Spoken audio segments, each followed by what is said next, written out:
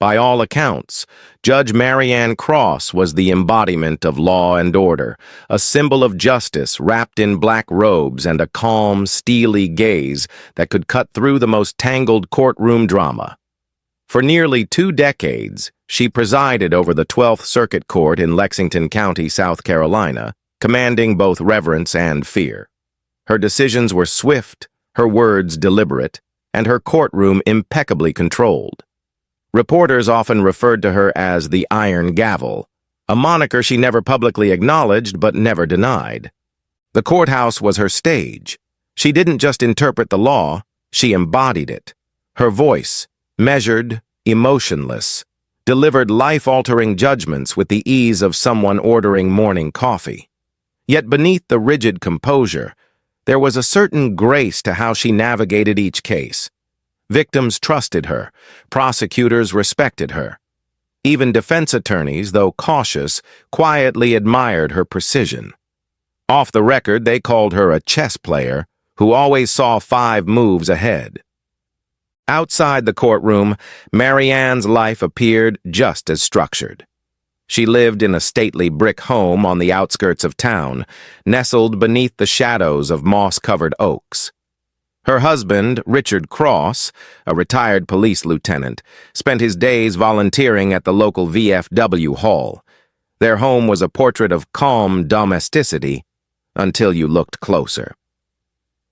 Every morning, the judge walked through her marble-floored foyer with an air of quiet authority, her heels clicking like a metronome, her presence commanding even within her own home. At breakfast, she barely looked up from the newspaper. Conversations were minimal. Her 16-year-old stepdaughter, Lily, often sat across the granite island counter, poking at scrambled eggs while trying to read the room. Richard would clear his throat now and then, but silence was the norm. Marianne wasn't cruel. She wasn't even cold, not exactly. She was contained. A woman who had learned that emotion was the first thing to betray you in the courtroom, and so it had no place in her personal life either. But this emotional distance was beginning to wear thin in the walls of her home, particularly with Lily, who had recently begun testing boundaries, whispering late into the night on her phone, skipping curfews, and staring too long at her stepmother with narrowed, knowing eyes. Still, if Marianne noticed, she never said a word. She believed in structure, not confrontation. Discipline came through expectation, not scolding. Appearances were everything. The outside world only saw what she allowed them to see. Don't forget to like, subscribe, and hit that notification bell so you never miss the next major crime stories. At public events, Marianne Cross appeared polished and composed. She sat on charity boards, spoke at judicial conferences, and received awards from the State Bar Association. Photographs of her shaking hands with governors and law professors decorated the corridors of the courthouse.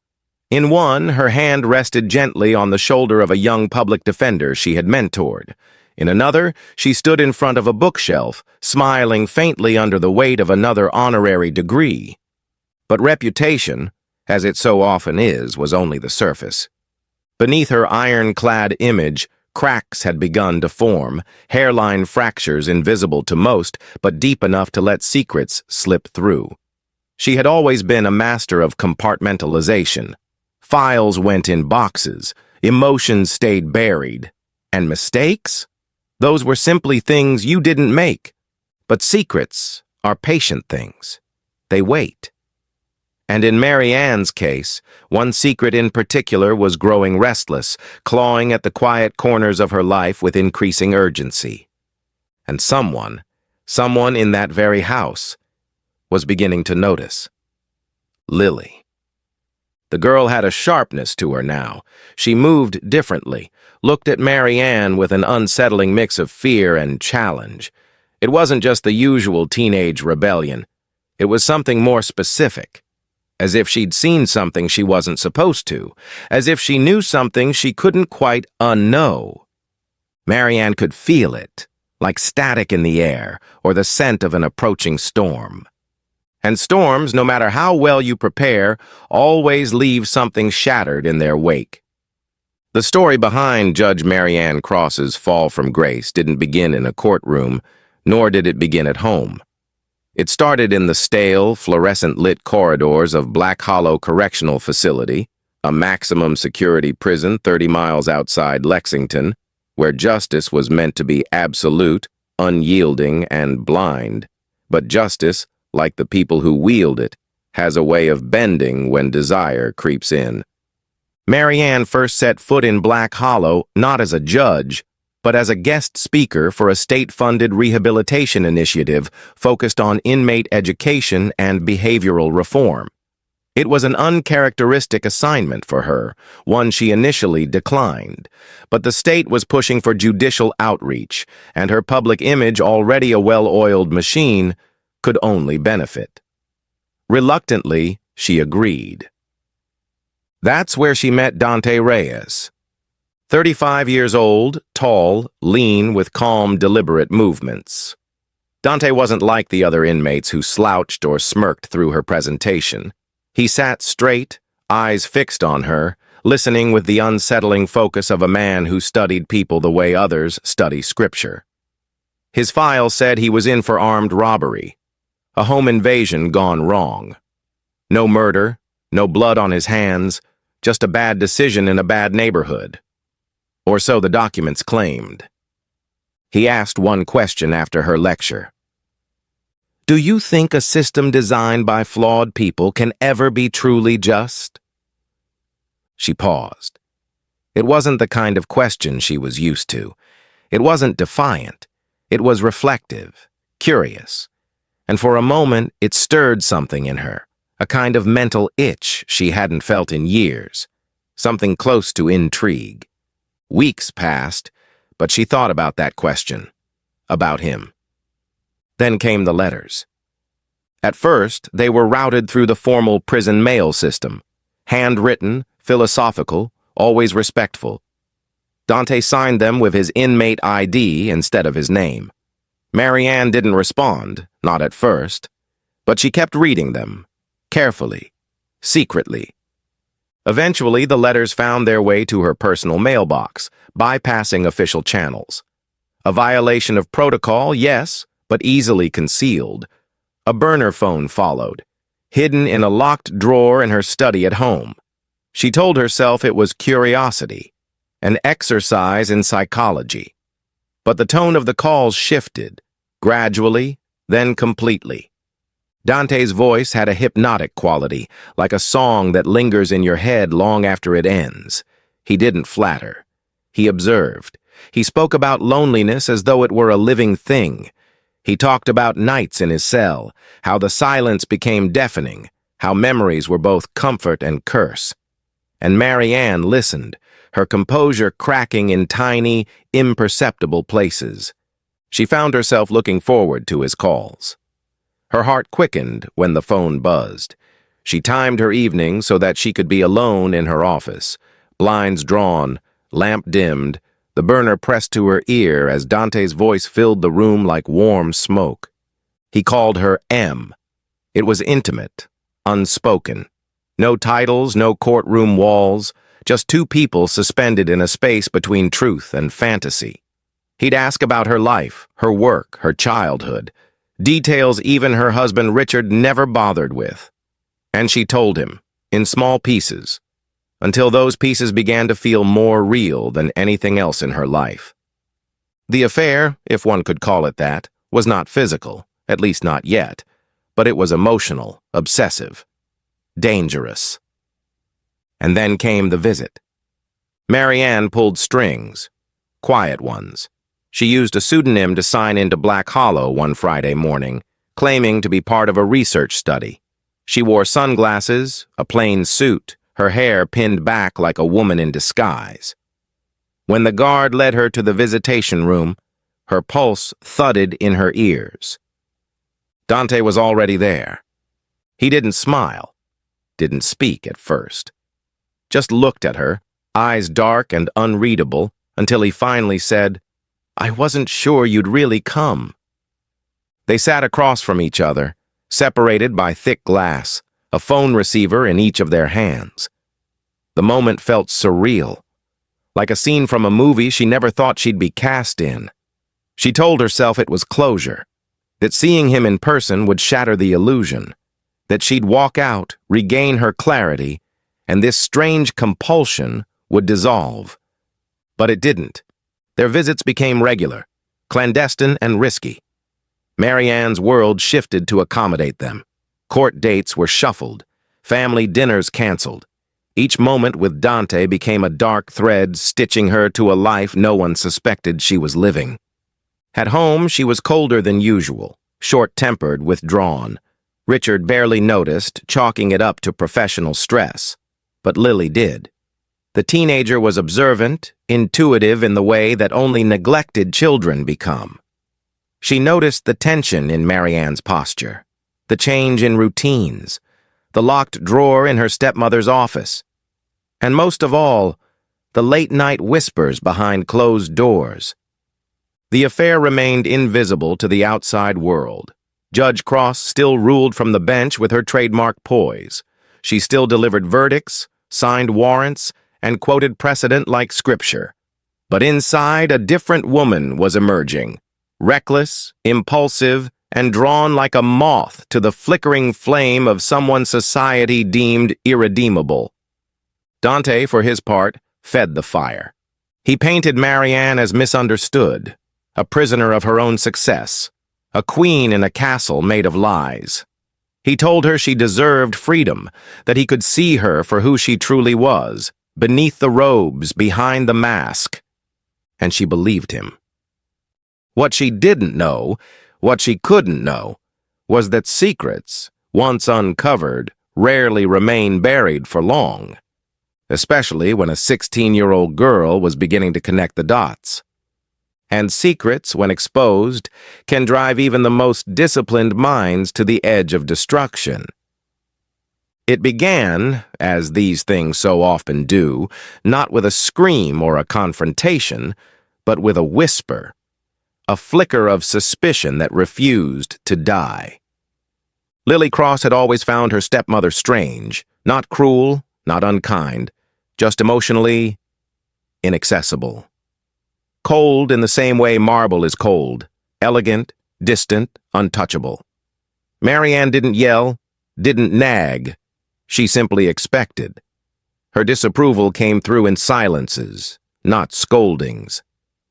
Growing up in the shadow of a woman so poised and calculated had taught Lily how to observe without being seen, how to notice the small things, the stutter in a routine, the stray look, the twitch of a muscle when someone lies. That's why when Marianne began locking her office door, something she'd never done before, Lily noticed. At first, it was just curious. A judge keeping sensitive documents private was hardly surprising. But then came the odd hours. Marianne retreating to the study late at night, long after Richard had gone to bed. The sound of low murmurs behind closed doors. The scent of perfume that didn't match her usual brand. The sharp, defensive way she answered questions about her day. And there was the phone. It wasn't her official one. That always sat on the kitchen counter, its screen glowing with work emails and calendar notifications. No, this one was different, sleeker, hidden. Lily had caught sight of it once, half covered beneath a pile of old case files on Marianne's desk when the door had been left ajar. The screen lit up with a message that vanished before she could read it. She waited until the next week, when Marianne left for a judicial conference in Charleston. The moment the car pulled out of the driveway, Lily crept into the study, her heart hammering as she worked the lock with a spare key her father had once entrusted her with. The room smelled faintly of sandalwood and dust. Everything was neat, as always, clinical. But behind the bottom drawer of the antique desk, she found it. A black burner phone, powered off, but not password protected. Marianne had been cautious, but not careful enough. Lily turned it on. breath catching in her throat as the screen flickered to life. The messages were still there, dozens of them. Some were short, cryptic. Thinking about you, Em. I miss your voice. Next visit, Friday, usual time. Others were more intimate, darker. One in particular made Lily's stomach twist. She's starting to ask questions. I'll handle it. That night, Lily didn't sleep. She sat in bed with her knees pulled to her chest, staring at the phone like it might explode. The implications weren't just disturbing, they were dangerous. Her stepmother, a respected judge, was having an affair with someone she referred to only as D, someone who was clearly not free. The next morning, Lily used the phone to trace the call logs and messages. One number in particular appeared again and again. A quick search confirmed her worst fear. It belonged to Black Hollow Correctional Facility. D was an inmate. The reality hit like ice water. Her stepmother, her prim, proper, iron-spined stepmother, was romantically involved with a prisoner, a convicted criminal, a man who wasn't just dangerous, but potentially manipulative. It was the kind of thing you read about in tabloid magazines or true crime novels, not something happening in your own home. Lily didn't know what to do. Telling her father seemed like the obvious choice, but something about the messages, about Marianne's tone, stopped her. She feared the fallout, feared being accused of snooping or lying, feared what might happen to her family if this secret blew open. She kept the phone, hidden in a shoebox beneath her bed, unsure of her next move. But the changes in Marianne became more pronounced. She was jumpier, sharper with her words. One morning at breakfast, Richard made an offhand comment about prison reform, and Marianne's reaction was so visceral, her fork clattering against the plate, her eyes narrowing, that both he and Lily fell silent.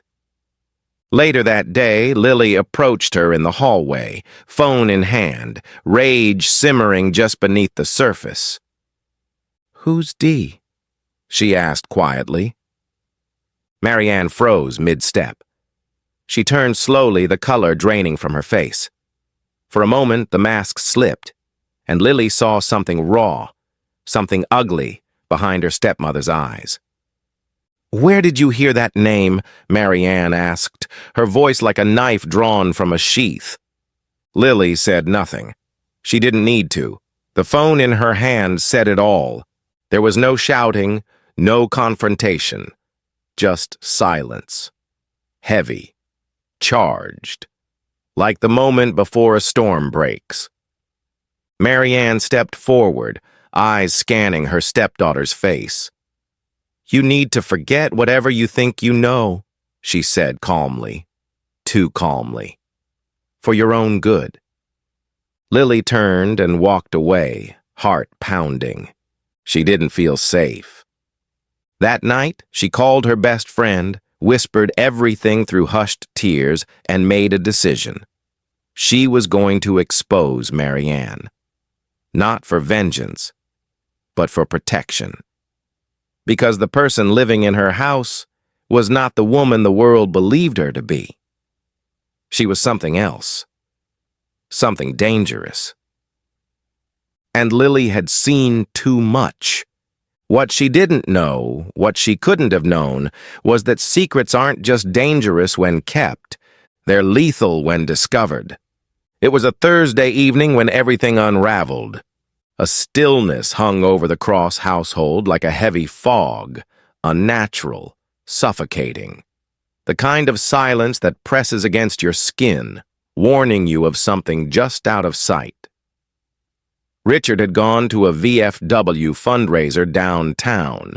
He offered to bring Lily along, but she declined with a distracted shake of her head. She had other plans.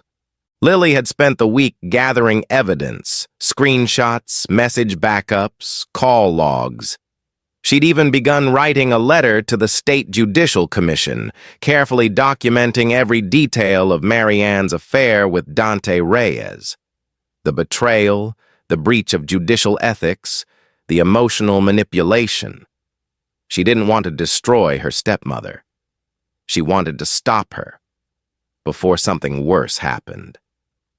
That night, Lily decided she'd confront Marianne one final time. Not to plead, not to reason, but to warn her. She had the evidence. She was going to the authorities. The last text Lily ever sent was to her best friend. "It's happening tonight. Wish me luck." 9:18 p.m. By 9:46, she was dead.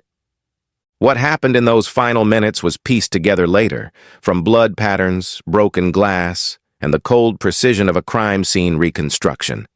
But the full truth, how it felt, how it broke, lives only in the quiet, irreversible decisions that unfolded behind the thick walls of that pristine brick home. Marianne hadn't planned to kill Lily. Not at first. But when she saw the girl standing in her office doorway, holding the burner phone like a weapon, her breath caught in her throat. The robe she wore was velvet and wine-colored, cinched at the waist, her courtroom armor traded for the illusion of domestic warmth.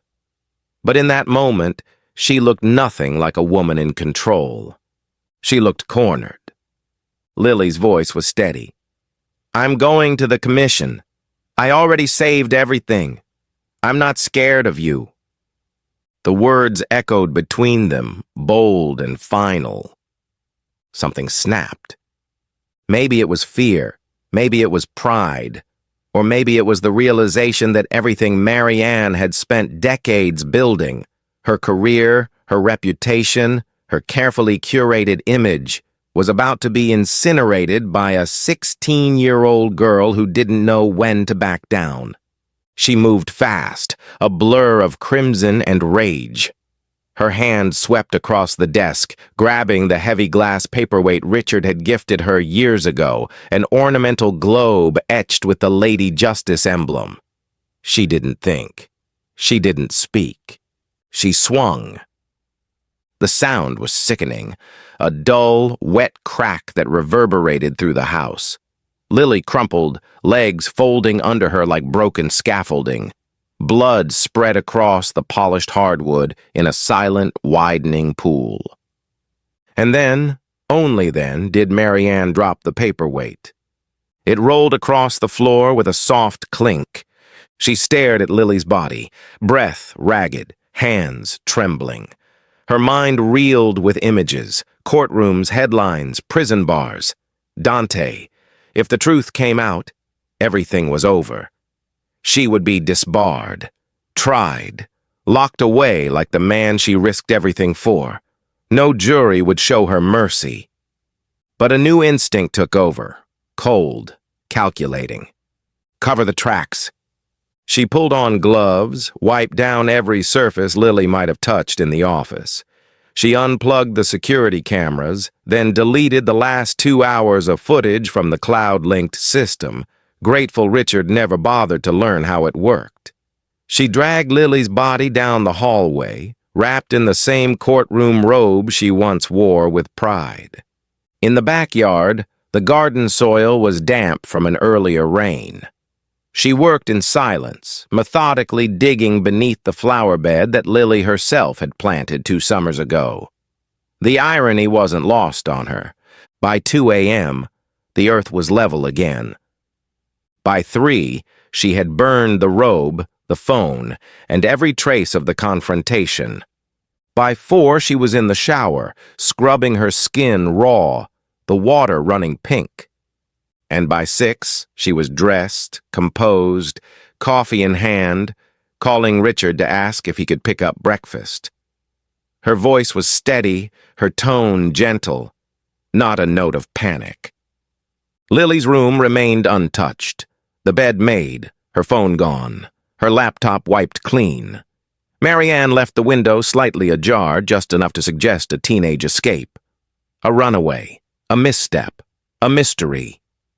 When Richard returned, concern flickered briefly in his eyes at Lily's absence.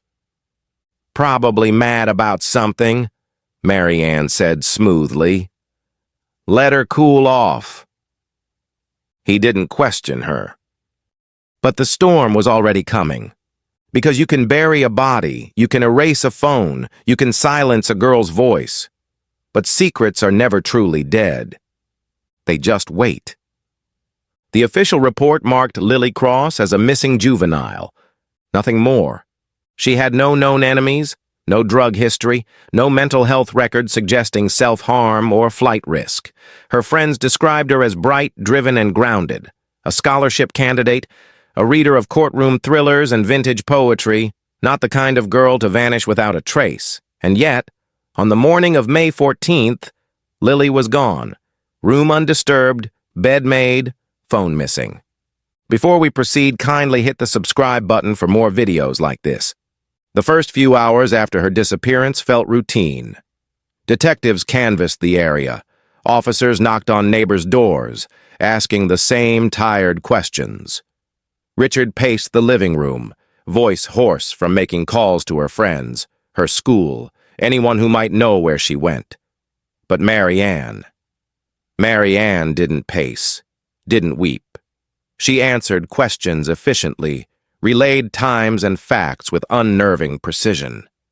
She was struggling, she told the officers, stressed about school, a little distant lately. I worried she might be spiraling. A pause. But I never imagined she'd run. Her eyes glistened just enough. It was convincing. For a while, Detective Helena Morales was assigned to the case 48 hours in, standard for a missing person who hadn't turned up by the second day. Morales had been on the force for over a decade, and her instincts were sharper than most. She didn't believe in coincidences, and she definitely didn't believe in quiet families without secrets. When she stepped into the Cross residence, something felt off. Not wrong, not loud, just off. It was the study that struck her first. Impeccable, yes, but too impeccable, like someone had wiped away a mess and replaced it with symmetry. No prints on the desk other than Marianne's, no fingerprints from Lily in the room at all, not on the door, not on the bookshelf, not on the lamp, not even on the desk chair. Morales had seen teenage girls argue, study, cry, and eavesdrop from behind doors. There should have been something. She didn't say it aloud. Not yet. But she took notes. Later that night, Morales requested the Cross family's home security footage. What she got was a single, uninterrupted clip of static from 9 p.m. to midnight, the exact window Lily was last seen. Marianne claimed there had been a lightning storm that night. Knocked out the Wi-Fi. It's been glitchy ever since. But according to the power company, there hadn't been a storm for 3 days. Morales circled that detail. 3 days turned to 5. The story gained traction on local news stations. Missing judge's stepdaughter leaves no clues behind. Comment sections boiled with theories. Some blamed the girl's pressure cooker lifestyle. Others whispered about abduction, even trafficking.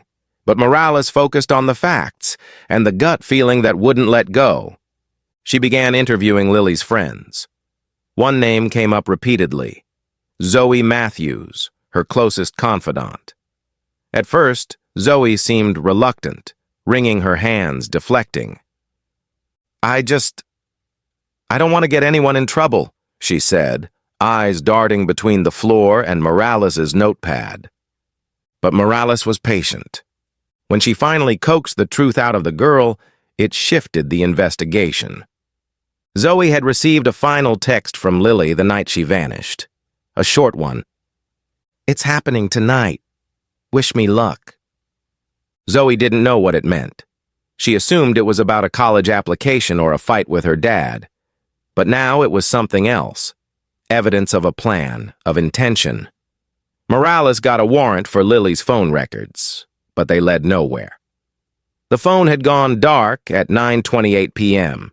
Its signal dead and never reactivated. It hadn't left the property. More red flags. Then came the break. Morales dug into Marianne Cross's judicial record. At first it looked pristine, almost too pristine. Nearly every ruling spotless, every verdict justified. But one case stood out. A sentencing hearing from 4 years ago. The defendant, Dante Reyes, convicted for aggravated assault and weapons trafficking. 10 years without parole. Reyes had requested to represent himself in a motion to appeal. The request was denied. But afterward, the court transcripts noted an unusual number of sealed sidebars between Reyes and Judge Cross. When Morales pulled the visitor logs from Black Hollow Correctional, she found something that chilled her. Over the past 18 months, Marianne Cross had visited Black Hollow 12 times, under the name M. Carter. The alias had been overlooked. It wouldn't be overlooked again. Morales connected the dots quickly. The fake name, the phone signal that vanished on the property, the missing camera footage, the spotless study. It all pointed to something darker. Morales didn't make an arrest, not yet. But she returned to the Cross residence that evening, this time with a forensic team, search warrants in hand. Richard was confused, stammering. Marianne remained composed until they asked to dig up the garden. Her voice cracked, just once. "Number you can't." Morales stared at her, eyes unflinching. "Why not, Judge?" Silence. Then Marianne smiled. It was thin, bitter, the kind of smile people wear when they know they've lost. "Because it's already too late." The forensic team began digging. They didn't have to go far. By midnight, the entire neighborhood was lit with sirens and floodlights. Richard fell to his knees on the patio, staring in horror at the tarp-covered shape pulled from beneath the soil. Lily's shoe peeked out, smeared with mud and something darker. Marianne Cross didn't run. She didn't scream. She simply stood there, eyes blank, watching her legacy collapse like a burned cathedral. As they placed her in handcuffs, Morales asked quietly, "Why?" Marianne's reply was almost a whisper. "She knew too much." The courtroom had never felt so cold. Not to Marianne Cross, former circuit judge, esteemed jurist, arbiter of justice for nearly 2 decades. Now she sat on the wrong side of the bench, a defendant in shackles, her once polished reputation shattered and swept aside like glass from a broken gavel. The irony was unbearable, and yet here she was. The courtroom was packed. Reporters filled every bench. Network crews had flown in from as far as Los Angeles and New York. Cameras weren't allowed inside, but their presence loomed like vultures circling just beyond the courthouse doors. Every day, live coverage fed the public's thirst for outrage, redemption, and scandal. The judge who killed her stepdaughter. Justice turned killer. From robes to restraints. The headlines were brutal and relentless. But inside the courtroom, the real story unfolded in grim clinical detail. The prosecution wasted no time painting the picture. They had the motive, a secret affair with a violent inmate, which Lily had discovered and threatened to expose. They had the opportunity, a gap in the surveillance footage, a phone signal that vanished on the Cross property, and a backyard grave shallow enough to show panic. And most damning of all, they had the paperweight. It had been wiped clean, yes, but forensic analysis revealed faint traces of blood embedded in the decorative grooves. A perfect DNA match. Lily's blood, on Marianne's prized symbol of law and order. The court heard testimony from Detective Morales, who laid out the chain of deception with quiet authority. She had the access, she had the knowledge, she used everything she once upheld to cover up the perfect crime, but in the end, justice spoke louder. The defense, helmed by an aging but renowned attorney named Philip Grantham, leaned into Marianne's decades of service. He argued diminished capacity, claimed she had suffered a mental break under the emotional toll of familial conflict, menopause, even trauma from previous high-profile cases. But the jury didn't buy it, especially not after Zoe Matthews took the stand. With trembling hands, Zoe described her last conversation with Lily. She read aloud the final text, her voice breaking, tears slipping down her cheeks. The courtroom sat in weighted silence as she spoke, not just of Lily's fear, but of her determination to do the right thing, even if it meant standing alone. She wanted to be brave, Zoe said, voice cracking. She wanted to protect people, even if it meant going against her family. The jury reached a verdict in under 6 hours. Guilty. First-degree murder, obstruction of justice, tampering with evidence. As the verdict was read, Marianne didn't cry. She didn't plead. She just lowered her head and closed her eyes, as if finally conceding to a truth she'd refused to face. The sentencing came swiftly, life in prison without parole. The courtroom emptied with a hush. Outside, the media storm exploded again, vultures now feeding on the carcass of a fallen icon. But inside, the Cross family home was now just a shell, silent, shattered, and empty. Richard moved out weeks later. He never returned to the garden. Fallout came in waves. The Judicial Oversight Committee launched a retroactive audit of every case Marianne had presided over in the past 10 years. Defense attorneys filed motions for retrials. Appeals were submitted, cases reopened. Her rulings, once considered airtight, were now tainted by the shadow of her betrayal. Her name was stripped from the courthouse plaque. Her portrait removed from the gallery of judges on the second floor. At Black Hollow Correctional, Dante Reyes was placed under solitary confinement, pending a separate investigation into contraband communications. He never spoke to the media, never confirmed or denied the relationship, but his silence only deepened the legend. And Lily? She became a symbol. A scholarship fund was created in her name by the local school board, aimed at young women interested in law and ethics. A candlelight vigil was held every May 14th, where classmates gathered to read poetry and speak of courage, of standing up for what's right, even when it hurts. Detective Morales stood at the back of the vigil every year. She never spoke, just listened. In the end, the story of Marianne Cross didn't just expose a murder, it exposed the fragility of power, the danger of secrets, and the devastating weight of silence. She once believed she could bury the truth. But the truth, like justice, always finds its way to the surface. The wheels of justice had turned, grinding slow and relentless. But they had turned, and still, when the gavel fell that final time, and Marianne Cross was led away in a crisp orange jumpsuit, shackles clinking against the worn tile floor, the silence she left behind was louder than the verdict. But the silence didn't mean the story was over. It never really ends, does it? Crime doesn't evaporate after conviction. It leaves a residue, invisible but thick, on every room touched by the victim, on every breath inhaled by those left behind. And in the town of Ashgrove, where justice had once been a clean concept handed down from the marble-columned courthouse, things no longer felt so clean. In fact, they never had been. It just took a murder to expose the rot beneath the wood. Weeks passed. Summer crept in like a thief, wrapping the town in warm light that felt jarringly out of place. The neighborhood where Lily Cross once rode her bike, where chalk drawings once decorated the sidewalk, now wore a quiet grief like a second skin. Her house, Richard's house, stood hollow, the windows shuttered, the garden overgrown as if nature, too, had recoiled in mourning. The whispers still echoed in coffee shops and PTA meetings. People debated the signs. How could a woman like her do something like that? Some believed she snapped.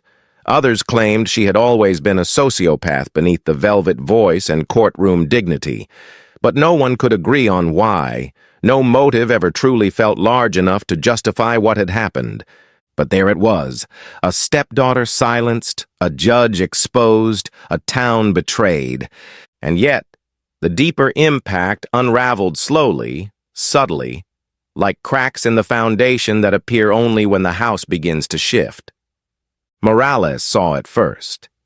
She'd returned to her cases, but she noticed how people responded differently now.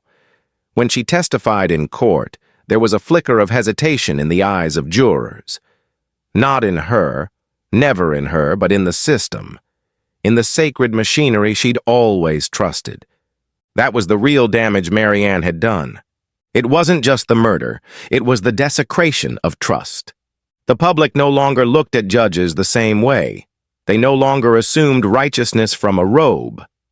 And Morales, despite her dogged pursuit of the truth, found herself having to prove her integrity in ways she hadn't before. Every time. She didn't resent it, but it wore her down, piece by piece. Then came the unexpected phone call. It was a Thursday afternoon when the Ash Grove Police Department received an anonymous tip. An envelope, hand-delivered to the front desk with no return address. Inside, a single USB drive. No note, no fingerprints. Detective Morales was called in immediately. The footage on the drive was old, time-stamped almost a year prior. Grainy, recorded from a hidden cell phone camera inside the Black Hollow Correctional Visitation Room. But what it showed was unmistakable. There on screen sat Marianne Cross. Not in disguise, not hiding, but bold. Leaning across the table, whispering to Dante Reyes with something close to obsession in her eyes. Her hand reached out once, just briefly, to brush his. The audio was patchy, filled with static, but the message was clear. "I can make this go away, all of it, just let me handle her." The implication was devastating. It wasn't just a crime of passion. It had been premeditated, calculated, and worst of all, it proved there were others who had known. Morales's hands trembled as she removed the headphones. Who had recorded it? And why had it surfaced now? The case was closed, but the story had reopened itself. Public reaction to the leak was nuclear. The footage went viral overnight, aired on every major network. Theories erupted, conspiracies about prison corruption, about other inmates Marianne may have helped, about who else in the justice system had been compromised. The question stopped being, how could she, and became, how far did she go? The district attorney's office launched a special task force to investigate prior inmates sentenced by Marianne. Morales was pulled into it, unofficially at first, then fully reinstated as lead investigator on what was now being called the Cross Inquiry. But this time, there were no shortcuts. Every case had to be torn apart, re-examined, vetted against the possibility of coercion, cover-ups, and buried secrets. A dozen sentences were overturned. 2 men were released after serving 8 years for crimes they may not have committed. The media once again surged. The fallout had turned radioactive. Meanwhile, Richard Cross remained a ghost of himself. He gave one interview, just one, where he admitted he had noticed changes in Marianne months before Lily's death. Mood swings, late nights, unexplained absences, but he never imagined infidelity, let alone a murderous conspiracy. "I should have protected my daughter," he said, voice cracking. "I thought I was protecting her by keeping the peace." It became clear, through interviews and diary entries recovered from Lily's bedroom, that she had tried to warn him, subtly, carefully, but he hadn't listened. And that guilt became a life sentence of its own. He relocated to Seattle months later, leaving behind everything except a framed photo of Lily from her 16th birthday, blowing out candles, hope glowing on her face. In the end, the trial had closed one door but opened others. The story hadn't really ended in the courtroom. Its ripples continued, into policy reform, into trust fractured, into lives forever altered by a single woman's descent into obsession. And still, beneath all the noise, one girl's voice echoed the loudest. Lily Cross. She had wanted the truth to come out. She had risked everything to speak it, and while it cost her life, it shook the foundations of power in a way few ever do. Her legacy wasn't just a tragedy, it was a reckoning. One that would echo in halls of justice long after her name was forgotten by headlines. What would you have done if you were Lily? Could this have been prevented? Don't forget to like, comment your thoughts, and subscribe for more real crime stories you won't hear on the news.